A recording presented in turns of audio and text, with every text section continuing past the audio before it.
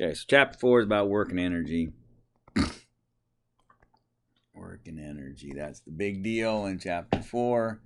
Chapter 5 is all about power. Well, actually, power shows up in this chapter too, so we'll be talking about, but these are the three big concepts. Okay? We're going to talk about them and kind of how it's done here. So work, by definition, work is a force in the direction of the movement times how far the something moved. Okay? Meaning that if I push you, this block of wood, whatever, 10 meters, and the force that was required for me to push it was, all in this direction was 5 newtons, then it would be 5 newton meters, 50 rather, newton meters of work, or if you prefer, and I do usually, 50 joules of work, just 50 J is why we say that, 50 J of work, and that's it. Okay, now why do I write it like this? Well, because, as you well know, sometimes we're pushing it at an angle. Sometimes we're pushing it at an angle. And so it's only the portion of the force vector that is in the direction of the movement that counts. When I was young, we had this, I think I drew a picture of it for you in my other video. It used to just piss me off. This stupid stroller like this, baby in the stroller, here's Mr. Groom, a completely normal average height gentleman, pushing down this poor stroller. My force was in this direction, and then of course only this piddly little amount down here, F sub x, is in the actual direction of the movement. And as you can see, then Fx is going to, by definition, be then F cosine theta. Okay? That's always going to be that way. Okay? And then, of course, my half a head of hair. There you go. So that's the idea. Okay? So work is, by definition, then F sub x times the distance traveled. Pretty easy to do. Really not very hard. Whatever. Now you're like, Groom, give me an example. Sure. Okay, great. Here's this little fella. Woo, woo, woo, woo, woo. Oh, look, I'm pulling upwards at a 10-degree angle. That's hot. The force is 500 newtons. It's a fully loaded little wagon. And this little wheel, 20 meters. Sweet. So 500 cosine 10 times 20. Make sure that you are in degrees for this, which is annoying because, as you know, we use radians in physics all the time. Oh, you dirty hippie. In physics all the time. So make sure that, but you got to fling it back, or rather in calculus, you got to do that. So back and forth.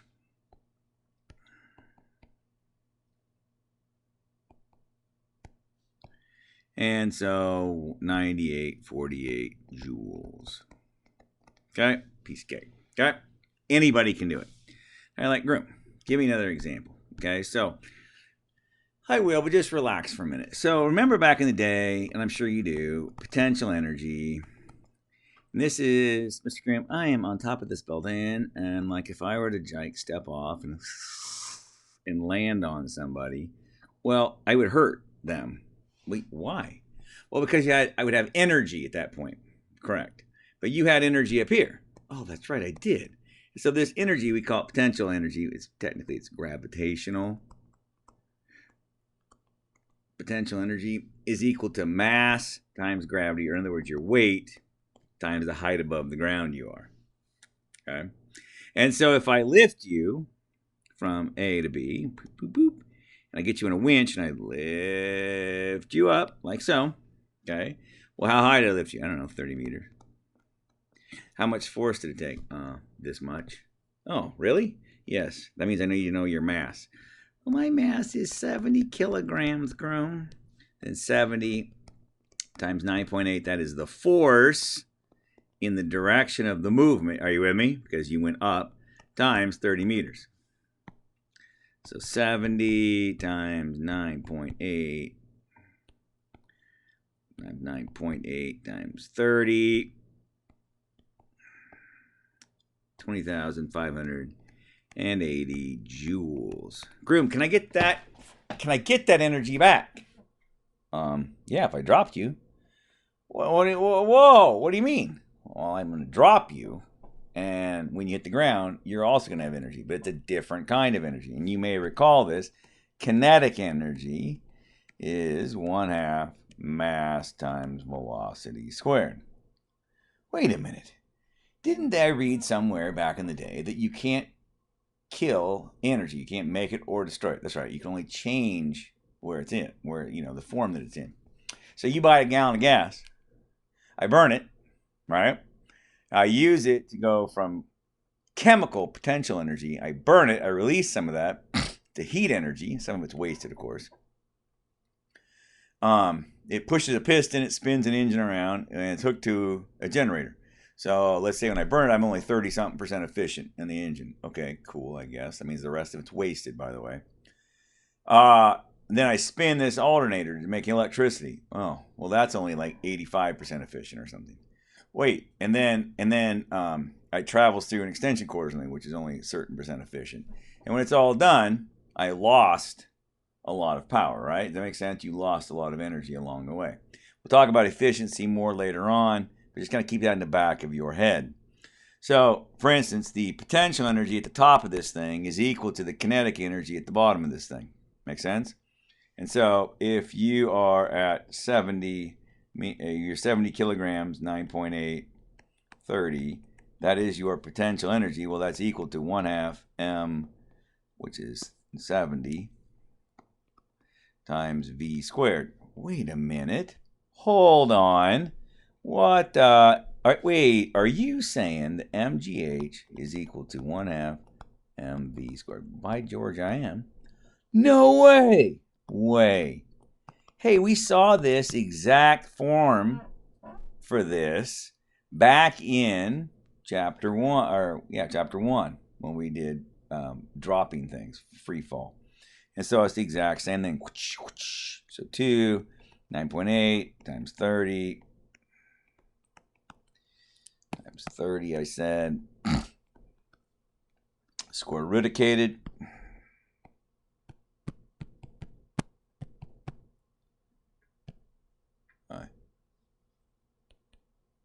Dadgummit. Filthy, rotten piece of crap. To the 0.5 power is 24.24 meters per second. Moving right along, dog. Okay, so that's picking you up would be working against gravity. Okay, so all my force would have to be in the upwards direction to pull that off. Pretty easy to do, though. And we're going to talk a lot about, hey, you changed my kinetic energy. In fact, another way to think about work is a change in energy. So when your brakes do work to stop you, they do that because they convert your kinetic energy into heat. Yes? And I'm saying this because Devin, Addie, and Declan have all had a Your Car class at least. And so they all understand the concept of brakes. Even if you've never done that, you at least understand the general gist of them. Here is your rotor coming through. Whoa, nice. And here's this other pad on the other side, like thus. And these things squeeze against there. And it takes this kinetic energy you have in your car rolling down the highway, and and these get hot, not hoot. They get hot because we've converted kinetic energy to into heat energy. Yes? And so that's kind of a big deal. Groom, what would happen, hypothetically, if my brakes got too hot? Well, they couldn't take the extra energy. Well, if they're not taking it, what's going to happen to your speed? Well, you're not going to be getting rid of any of it, pal. That's what's going to happen. It's not going to happen. You understand? It ain't going to happen. Nice. Now, a couple things to think about.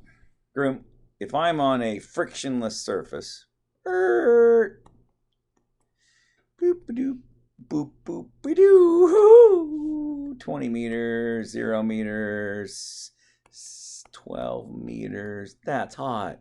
Yeah. So, and your potential energy is, your mass is 200 kilograms.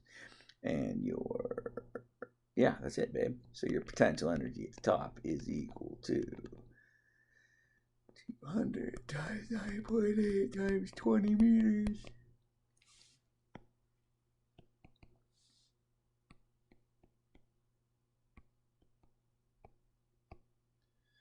$39,200 joules. That makes sense? Perfect. At the bottom, obviously, it should be the square root of 2 times g times h is how fast it should be traveling. And so your kinetic energy here is 1/2 mv squared, so 1/2 times the mass of the thing, which we said was 200, times the velocity, which we're going to find in a second, square. And so 2 times 9.8 times 20, about 19.79, squared is 392. Oh, whoa, what are you saying? Oh, I'm saying that 392 times 200 times 0.5 is... It's the same! No. It's way, bud. Only if it is what? Frictionless. Yes? If there's any friction on this table, what's going to happen? Well, we're going to lose some of my energy, yes? And where will it go? Well, we're not getting it back. So we would say that the energy was not conserved, or it went to a non-conservative force, meaning I can't get it back. I can't get it back. I'm going to lose some in the process. Now, let's say it is frictionless. Well, how fast are we going up here? I don't know, but I do know that 12 out of 20 is 60%, so I will still have 60% of the original kinetic energy. Yes, that makes sense? 60% of it would be equal to 1/2 mv squared, and then a guy can solve for v, right? That's what you wanted to know. In other words, it's really quite straightforward. What? Let me back the train on that. So when I get down to here, up here it was potential energy plus kinetic energy was the total energy. Yes? And it was all potential, no kinetic. Here, you got all of the potential energy at the top is equal to the some potential energy plus some kinetic energy, right? So this was 39,200 is equal to, now this is, as I said, 60% of that, yes? Because, again, if you do the math on this, you're going to get, what did I say? 200 times 9.8 times 12. But again, this is 60% of that, which means this is 40% of this, yes? 1/2 mv squared. And so if you minus the 60%, you will end up with the leftover 40%, which is, obviously kinetic energy. And so if you did that, you're going to get 39,200 minus 200 times 9.8 times 12. 15,680. Times 2 divided by 200, and then square root that, and this thing is going 12.5 meters a second as it comes over the top. Yay! Again, why? Because we are assuming a frictionless surface. Nice. What if it wasn't frictionless? Well, what do you mean? Well, what if I mean is this, Groom? If this is 10 meters, and you've got some little car here or whatever doing this thing, Pinewood Derby, if you will. Okay. So right when it gets to the bottom, how fast should it be going, right? If this is cero, si es bueno. So you're like, Groom, I don't know. Does mass matter? It doesn't, but I'm going to give you mass anyways just so you can see. So potential energy is m times g times h.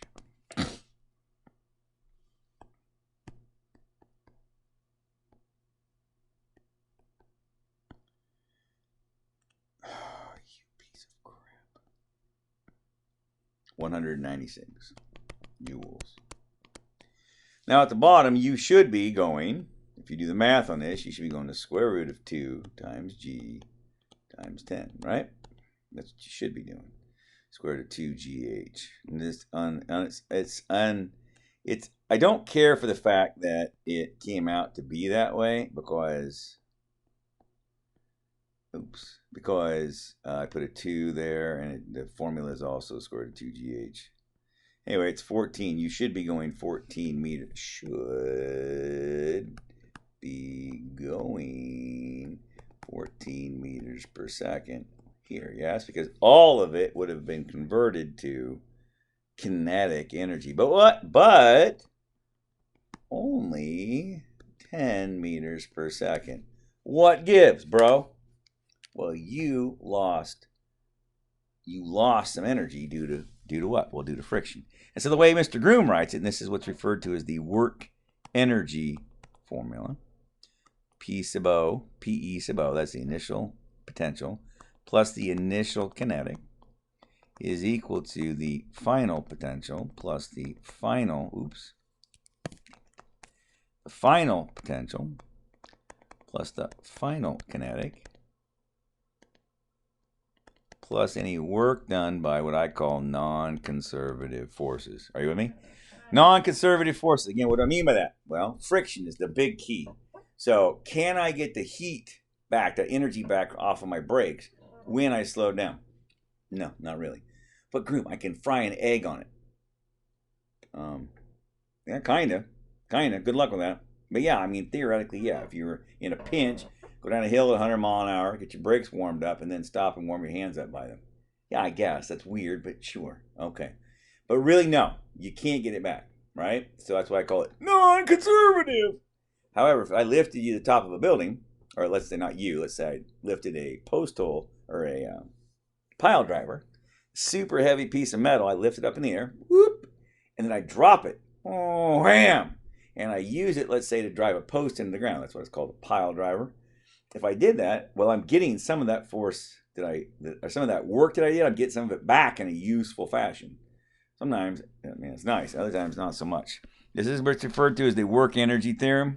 Okay? Conservation of energy, whatever. So here we have this 196 plus 0 is equal to 0 final potential energy plus, I was only going 10, so that's going to be 1/2 mass times 10 squared plus work done by friction. Yes? And so if you do this, that is 100. That's cute. So then you lost 96 joules is lost to friction.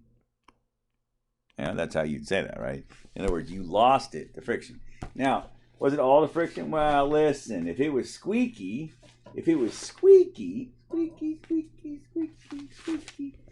is that actually, is the squeak actually losing some of our energy too? It sure is. So when I say work done by non-conservative forces, that's what I mean. It's not useful to me. Groom, I also saw it got kind of, there was a spark or something. Yeah, okay. Was that mostly friction? Probably, but anyway, that's energy being lost is what that is, okay? It's energy being lost, quote unquote. It's being converted to a form of energy that is no longer useful for me, okay? It's just not. It's not that.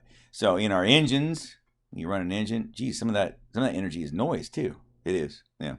It is not useful, except for to attract the ladies. Rum, rum, rum, rum. But not really, okay? It's not really useful. Okay, so that's why I like to refer to it as work done by non-conservative forces. Your book refers to that as work done to the object, I believe is how they phrase it.